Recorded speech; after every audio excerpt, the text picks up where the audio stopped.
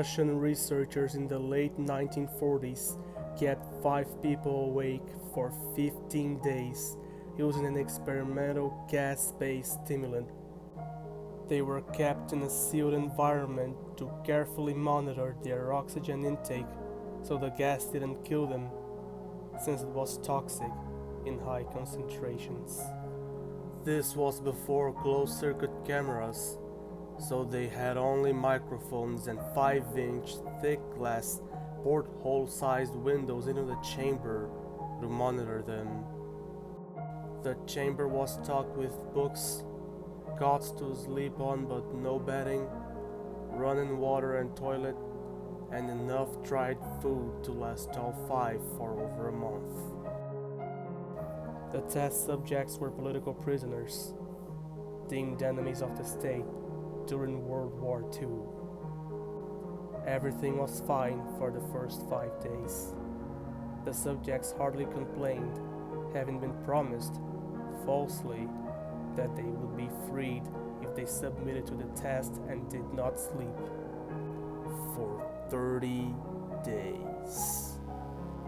Their conversations and activities were monitored, and it was noted that they continued to talk about increasingly traumatic incidents in their past, and the general tone of their conversations took on a darker aspect after the 4-day mark. After 5 days, they started to complain about the circumstances and events that led them to where they were, and started to demonstrate severe paranoia. They stopped talking to each other and began alternately whispering to the microphones and one-way mirrored portholes. Oddly, they all seemed to think they could win the trust of the experimenters by turning over their comrades, the other subjects in captivity with them. At first, the researchers suspected this was an effect of the gas itself. After 9 days, the first of them started screaming. He ran the length of the chamber repeatedly, yelling at the top of his lungs for 3 hours straight. He continued attempting to scream, but was only able to produce occasional squeaks. The researchers postulated that he had physically torn his vocal cords. The most surprising thing about his behavior is how the other captives reacted to it, or rather, didn't react to it. They continued whispering to the microphones until the second of the captives started to scream. The 2 non-screaming captives took the books apart, smeared page after page with their own feces, and pasted them calmly over the glass portholes. The screaming promptly stopped. So did the whispering to the microphones. After 3 more days passed, the researchers checked the microphones hourly to make sure they were working, since they thought it impossible that no sound could be coming with the 5 people inside. The oxygen consumption in the chamber indicated that all 5 must still be alive. In fact, it was the amount of oxygen 5 people would consume at a very heavy level of strenuous exercise. On the morning of the 14th day, the researchers did something they said they would not do to get a reaction from the captives. They used the intercom inside the chamber, hoping to provoke any response from the captives they were afraid were either dead or vegetables. They announced, "We are opening the chamber to test the microphones. Step away from the door and lie flat on the floor, or you will be shot. Compliance will earn one of you your immediate freedom." To their surprise, they heard a single phrase in a calm voice response. We no longer want to be free. Debate broke out among the researchers and the military forces funding the research. Unable to provoke any more response using the intercom, it was finally decided to open the chamber at midnight on the 15th day. The chamber was flushed of the stimulant gas and filled with fresh air, and immediately voices from the microphones began to object. 3 different voices began begging, as if pleading for the life of loved ones, to turn the gas back on. The chamber was opened, and soldiers were sent in to retrieve the test subjects. They began to scream louder than ever, and so did the soldiers when they saw what was inside. 4 of the 5 subjects were still alive, although no one could rightly call the state they were in life. The food rations past day 5 had not been so much as touched.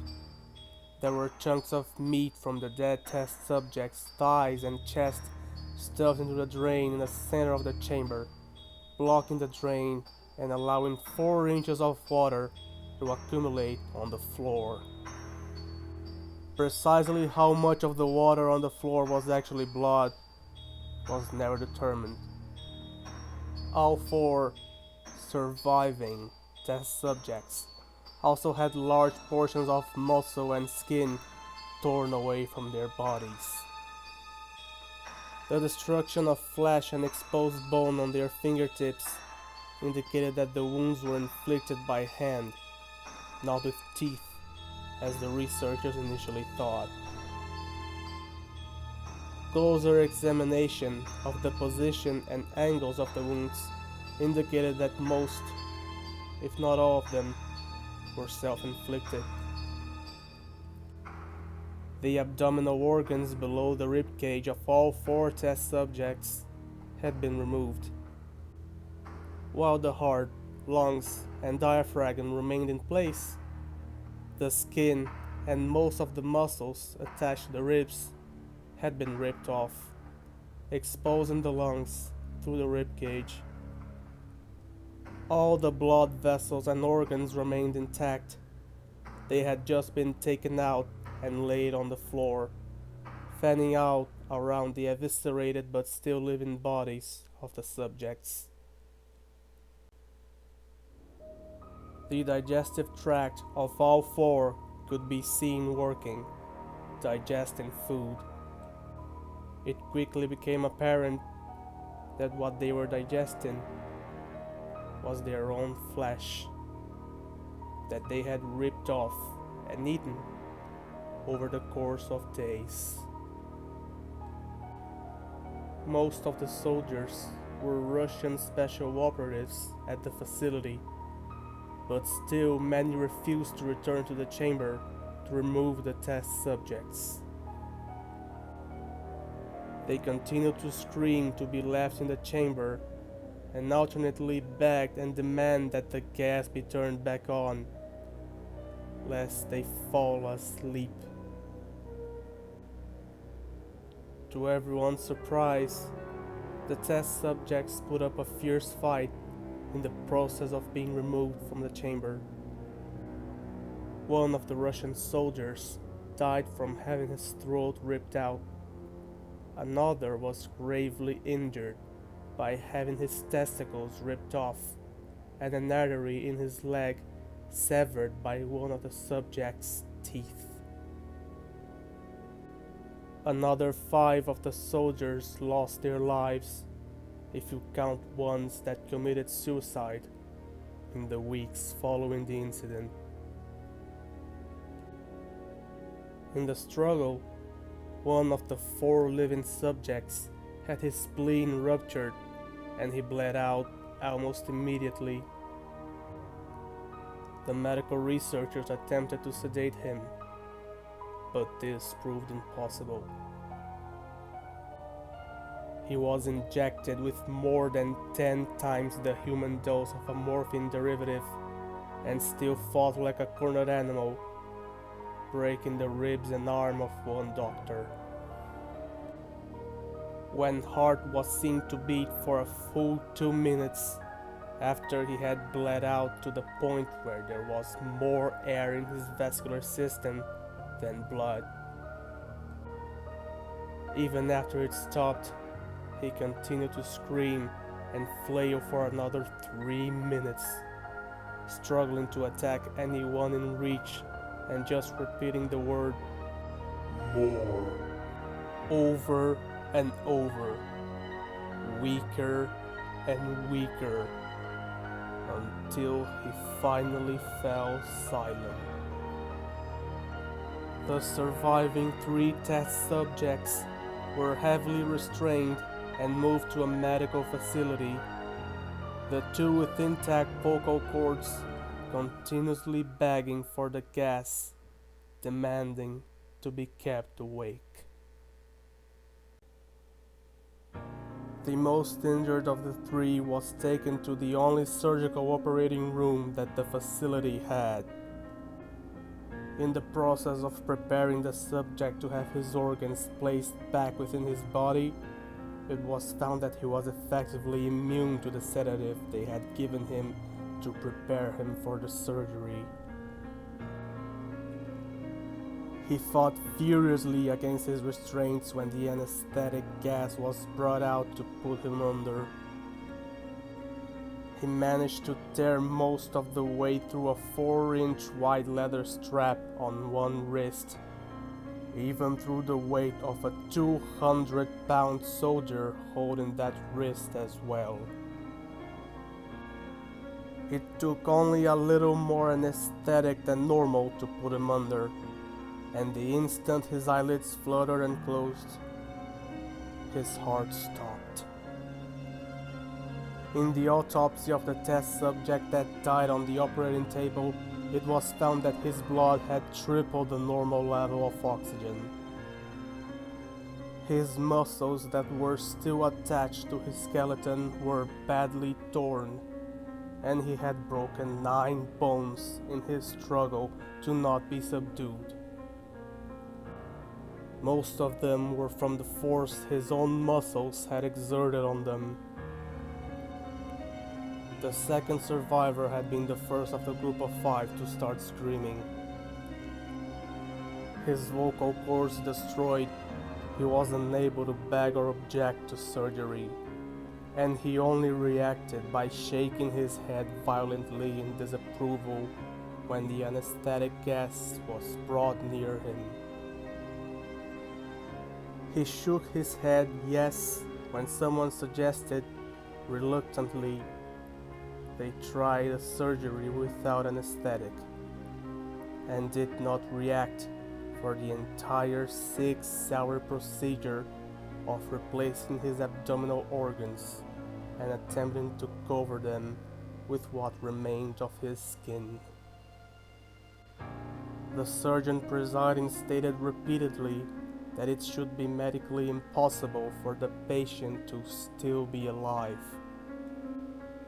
One terrified nurse assisting the surgery stated that she had seen the patient's mouth curl into a smile several times whenever his eyes met hers. When the surgery ended, the subject looked at the surgeon and began to wheeze loudly, attempting to talk while struggling. Assuming this must be something of drastic importance, the surgeon had a pen and pad fetched so the patient could write his message. It was simple. Keep cutting. The other 2 subjects were given the same surgery, both without anesthetic as well, although they had to be injected with a paralytic for the duration of the operation. The surgeon found it impossible to perform the operation while the patients laughed continuously. Once paralyzed, The subjects could only follow the attending researchers with their eyes. The paralytic cleared their system in an abnormally short period of time, and they were soon trying to escape their bonds. The moment they could speak, they were again asking for the stimulant gas. The researchers tried asking why they had injured themselves, why they had ripped out their own guts, and why they wanted to be given the gas again. Only one response was given. I must remain awake. All three subjects' restraints were reinforced, and they were placed back into the chamber, awaiting determination as to what should be done with them. The researchers, facing the wrath of their military benefactors for having failed the stated goals of their project, considered euthanizing the surviving subjects. The commanding officer, an ex-KGB, instead saw potential and wanted to see what would happen if they were put back on the gas. The researchers strongly objected, but were overruled. In preparation for being sealed in the chamber again, the subjects were connected to an EEG monitor and had their restraints padded for long-term confinement. To everyone's surprise, all three stopped struggling the moment it was let slip that they were going back on the gas. It was obvious that at this point, all three were putting up a great struggle to stay awake. One of the subjects that could speak was humming loudly and continuously. The mute subject was straining his legs against the leather bonds with all his might, first left, then right, then left again for something to focus on. The remaining subject was holding his head off his pillow and blinking rapidly. Having been the first to be wired for EEG, most of the researchers were monitoring his brain waves in surprise. They were normal most of the time, but sometimes flat-lined inexplicably. It looked as if he were repeatedly suffering brain death before returning to normal. As they focused on the paper scrolling out of the brainwave monitor, only one nurse saw his eyes slip shut at the same moment his head hit the pillow. His brain waves immediately changed to that of deep sleep, then flatlined for the last time as his heart simultaneously stopped. The only remaining subject that could speak started screaming to be sealed in now. His brain waves showed the same flat lines as the one who had just died from falling asleep. The commander gave the order to seal the chamber with both subjects inside, as well as 3 researchers. One of the named 3 immediately drew his gun and shot the commander point blank between the eyes, then turned the gun on the mute subject and blew his brains out as well. He pointed his gun at the remaining subject, still restrained to a bed as the remaining members of the medical and research team fled the room. "I won't be locked in here with these things! Not with you!" he screamed at the man strapped to the table. "What are you?" he demanded. I must know. The subject smiled. Have you forgotten so easily? The subject asked. We are you. We are the madness that lurks within you all, begging to be free at every moment in your deepest animal mind. We are what you hide from in your beds every night. We are what you sedate into silence and paralysis when you go to the nocturnal haven where we cannot tread.